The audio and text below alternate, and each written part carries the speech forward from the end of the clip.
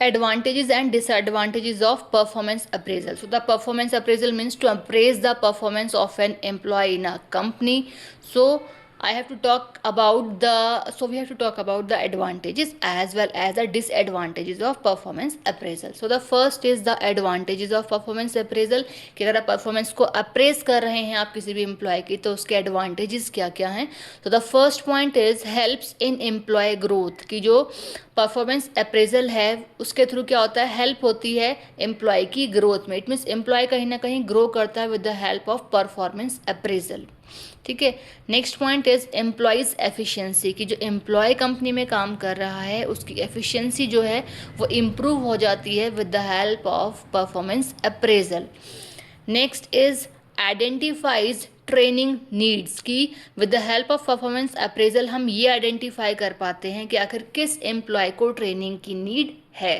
ठीक है. जिन जिन एम्प्लॉय को या फिर जिस एम्प्लॉय को ट्रेनिंग की नीड है उन्हें फिर ट्रेनिंग प्रोवाइड की जाएगी after appraising the performance of an employ. Next is encourages good performance, की परफॉर्मेंस अप्रेजल जो है वो इनकरेज करता है एम्प्लॉय को कि इसकी जो परफॉर्मेंस है वो इम्प्रूव हो सके, अच्छी हो सके, एक बेटर परफॉर्मेंस, एक गुड परफॉर्मेंस उसकी हो. Company with the help of performance appraisal कहीं ना कहीं एम्प्लॉयज़ पर काफ़ी ध्यान देती है. ठीक है. तो ये प्रॉफिटेबल या बेनिफिशियल पॉइंट हो गए एम्प्लॉय के लिए. So the disadvantages of performance appraisal, अब किसी चीज़ के अगर फ़ायदे हैं तो उसके नुकसान भी होंगे. ठीक है.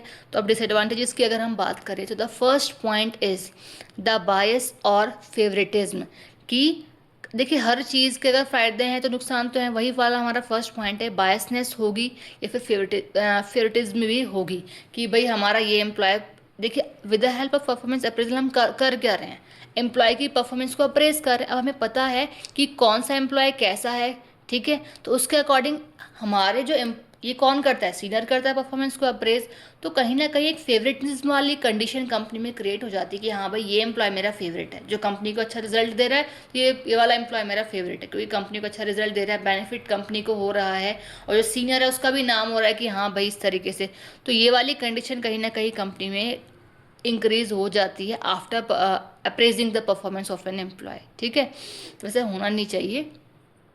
Next is time consuming process, कि जब आप परफॉर्मेंस अप्रेजल में परफॉर्मेंस को अप्रेज कर रहे हो with the help of different methods, तो कहीं ना कहीं काफ़ी टाइम कंज्यूम होता है कंपनी का या एक सीनियर पर्सन का. ठीक है. तो इसीलिए इसको कहा गया कि ये टाइम कंज्यूमिंग प्रोसेस है. जब तक आप इन सारी चीज़ों पर ध्यान लगाएंगे तब तक आप अपना और कोई काम कर सकते हैं. तो ऐसा नहीं कि शॉर्ट टर्म में सारी चीज़ों को अप्रेज कर लेते हैं हम, काफ़ी टाइम उसमें लग जाता है. Next is may create stress among employees, कह रहे हैं मे क्रिएट, कंफर्म नहीं है बट हाँ हो भी सकता है कि जो एम्प्लॉयज़ कंपनी में है अगर आप उनकी परफॉर्मेंस को अप्रेज करो डिफरेंट मैथड्स के थ्रू, तो कहीं ना कहीं जो एम्प्लॉयज़ हैं उन्हें स्ट्रेस भी क्रिएट होना शुरू हो जाता है कि यार ये क्यों मेरी परफॉर्मेंस को बार बार चेकआउट कर रहे हैं, ये ऐसा क्यों कर रहे हैं, इन्होंने बहुत फोकस किया हुआ है मेरे ऊपर. तो कहीं ना कहीं नेगेटिविटी क्रिएट हो सकती है एम्प्लॉय के माइंड में, क्या ये 24 घंटे मेरे ऊपर ही ध्यान रखते हैं. तो होता है इस तरीके से. आप कंपनी छोड़िए, अगर आप घर में भी देखेंगे ना, पेरेंट्स अगर अपने उसके 2 या 3 बच्चे हैं, ठीक है, तो अगर एक या दो पे या फिर किसी एक पे ज़्यादा फोकस होगा ना अपने, मतलब पेरेंट्स का अपने किसी एक चिल्ड्रन पे, तो वो जो बच्चा होगा ना काफ़ी मतलब स्ट्रेस वाली कंडीशन में आ जाएगा. ठीक है.